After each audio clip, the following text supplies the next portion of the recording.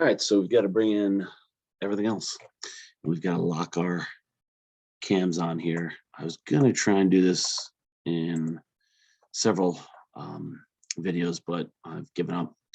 I have to show you something with the cams first, but we need axle we already got, end piece we already got, the follower dowels we need actually 4 of them. So these are just simple 1/4 inch by 1/4 inch. I made them 4 inches long. You can go longer. I would leave them at 4 inch and then eventually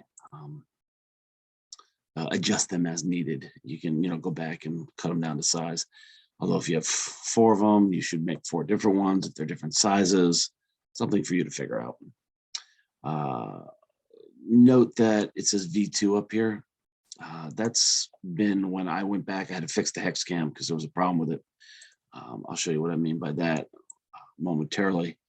It doesn't look like it's updated here. It is not. It should be updated. Here I am updating. It says go to episode version 2 to version 3. I don't really care, so I'm good with that. I'll X out of this. But notice now that these are filleted on the edges, filleted. I like to say filleted just because it sounds silly. So you're going to have to fillet the edges of your hex cam and anything else with a sharp edge. I already did that on my snail cams, so I don't think we're going to have that problem. So offset circle cam should not be a problem.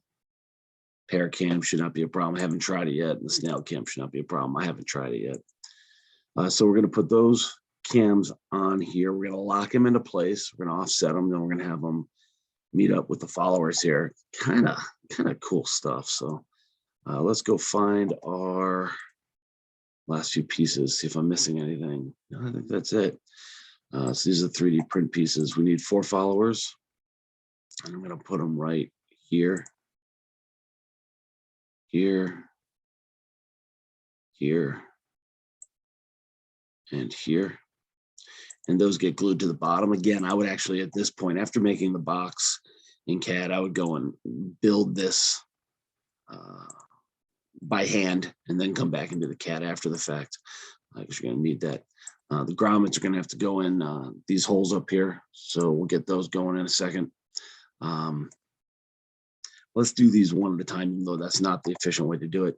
And let's do the offset circle first. So I could move it. I don't need to. We're going to actually mate that one. We're going to fasten that one, fastener mate. And again, I'm going to highlight on this, and then I'm going to hold down shift, and I'm going to go get the center piece there. And then I'm going to go over here, and I got a little problem in that I can't quite see where I want it, and it doesn't matter. So I'm just going to go to the outside of the dowel. And I don't know why this thing looks so crummy in there. I guess the hole's a little bit bigger than it should be. I'm going to turn it sideways, make sure I get what I want. Hold down shift. Yep, that's it. And notice it goes right on there. Well, that's obviously a problem. We want it inside. Well, that's fine. We just have to offset it. And check it out. It's the Z axis we want to offset it on. So we go down to the Z, and it might be positive, might be negative, 1.5. And I hit tab. And where did it go? It went the wrong way. So let's slap a negative out front. And here's the deal. I actually measured this and got it very precise, but I don't want to bother.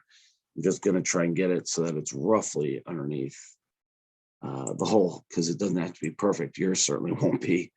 I'm going to go 1.33 and see if that works. And I'm going to go with 1.36. Sure, looks good. And check, we're good. All right, now we want to see if this is going to revolve properly. If I put it on right, it will.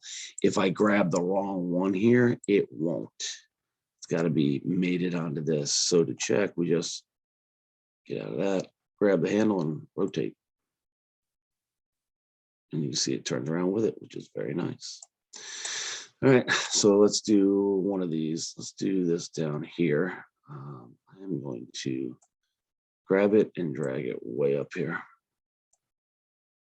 And hopefully it's, yeah, perfect. I'm also going to grab it and rotate it down,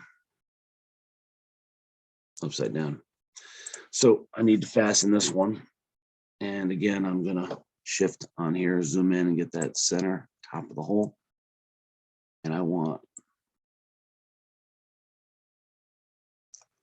center of this piece. Let's hover on that, shift, and click on the middle. And let's see how we did.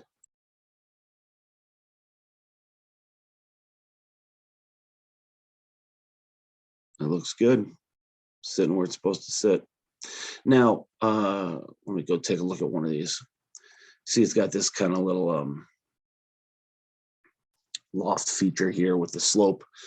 And the reason for that is that when we first built these, we were drilling the holes by hand and they weren't always the right size. Now that they're laser cutting, we could probably do it differently, but I'm pretty happy with this. You're going to glue that into place, and you're also going to want to make sure it's square there. So now we're going to attach the bottom of the grommet to the bottom of the stick. So the follower, not the grommet, the follower to the bottom of the stick. So it's going to be fastened, and I'm going to do the wood first. So again, I'm going to get a shift and I'm going to get the middle. And then I'm going to go up and try and get right into this one. And it looks really weird there, but I think I got it right. Cool. And now I'm going to do a very, very different one. It took me a while to figure this one out. I'm going to do a, there it is, slider mate. And I'm going to go to the top of this thing. Hold my shift button down, click on it. And then I'm going to go to the top of this thing and get the center. So there it is, shift, center. It looks like it did not keep the follow on, or did it? That's weird. I'm going to X out of that and try and get the follower on. I did get the follower on. Why didn't it not stay on? It's very, very odd. Let's see what's going on down here. Check. Let's drag this thing and see what happens now. Okay, now it stays. Very odd. Don't know why it does things like this. Be prepared to be extraordinarily frustrated by this whole process. It's fine. I don't mind that. Life is frustrating. And I spend a lot of time as a teacher trying to teach people to deal with that. Shift, click, check. This time the follower came with it. Whatever, but check it out. I can drag it up. Yeah, took its time for catching up with me. So drag it up just a little bit. Now the really, really tricky one. And I had some problems with this. I've done surfaces and I've done edges. It seems like edges work better.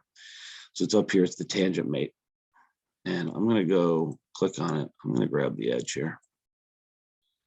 And then I'm going to go up here. And I'm going to grab the face. I'm going to click OK, but I've had some problems with this where it does some weird things. So now it should follow. Yeah, see, it does that weird thing. I don't know why it does that. So we will get rid of that. We'll delete that. Grab this up, move it up out of the way. Too far? No, yeah, a little too far. Bring it down a little bit. Cool. So now I'm going to go in the reverse order, see if that makes a difference. And I'm going to do face to face. Face. I'm going to do a face. I don't like the way it's not grabbing what I want. I'm going to check that off and I'm going to see if that works. So again, some of them I've had good success with the edges. Some I've had good success with the face. Grab it, crank it. And now it works all the way around. So you've got, zoom out a little bit, you can see the top go up and down. There it goes. All right, so you get that kind of motion from that. Let's put on the snail. So we're going to fasten. I'm going to put this, hover here, shift, get the hole. And like last time, I'm going to go out here and grab this piece. It just makes me nervous. I like zooming in, make sure I get the right piece.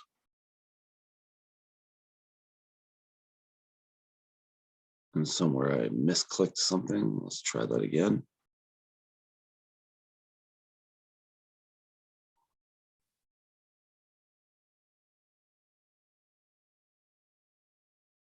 Okay, worked that time. Now last time it was negative Z. Oh, no, this time it'll be positive Z. You can see the Z is pointing in that direction. I did not notice that last time. So let's go with 1.33, 2.66. And let's see how I did. Not bad, not bad at all. Tiny bit bigger. Just go with 2.71. Looks good to me. Okay. So I'm going to crank this because I want the top on there. And when I crank this, I have to go the other way, so it drops down. If you try and crank this in real life like this, it sticks on it. It's got to go the other way. It does that crazy drop down. We'll see if this thing works. Let's go get another.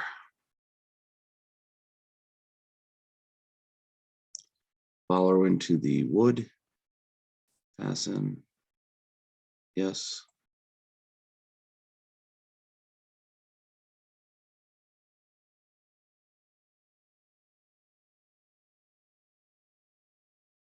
Check. Don't know why that did not work last time. It is not working. I'm not sure what I'm doing wrong.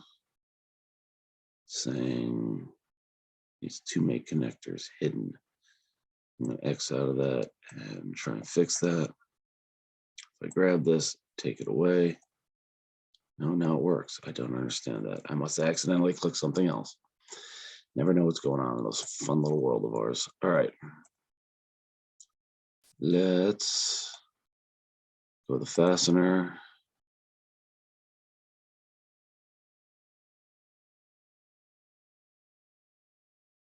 I gotta flip this upside down. I don't know if I just did a fastener or not. Let's see what highlights. Delete. All right, so I gotta flip this one upside down. And I really recommend bringing it up top. I was gonna try and shortcut this, and that's always when I get in trouble. All the way up. And then spin it around. That'll work. And then we zoom in. We say we want to fasten, shift, click.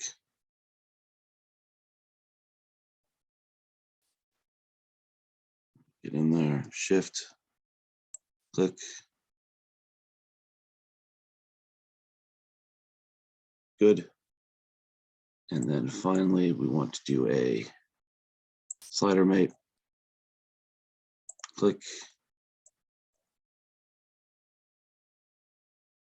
Shift, click. Nothing.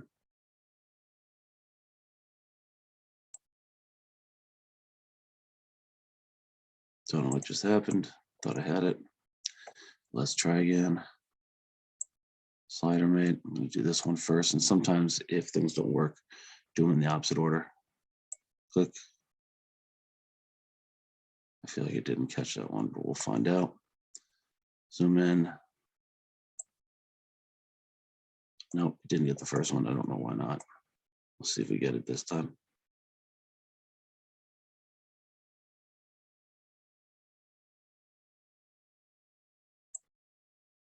It did.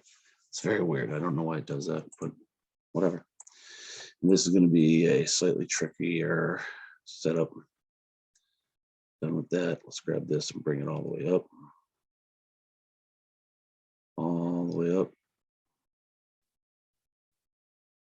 Got a little daylight. All right. We'll try a face. I don't know if it'll work or not. And this is a tangent. Click. I did that weirdness again. X out of that. I definitely don't want that. Let's try an edge, or let's try it in the opposite order. Maybe that makes a difference. Tangent. You.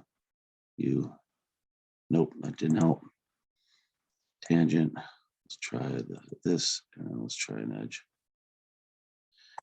Seems like it worked. Let's see what happens when we crank it.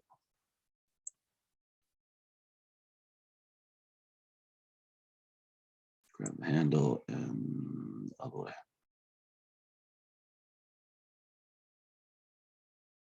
It goes all the way down. So we'll have to figure that one out. I'm going to leave it for now just because I don't have time to play with it right now.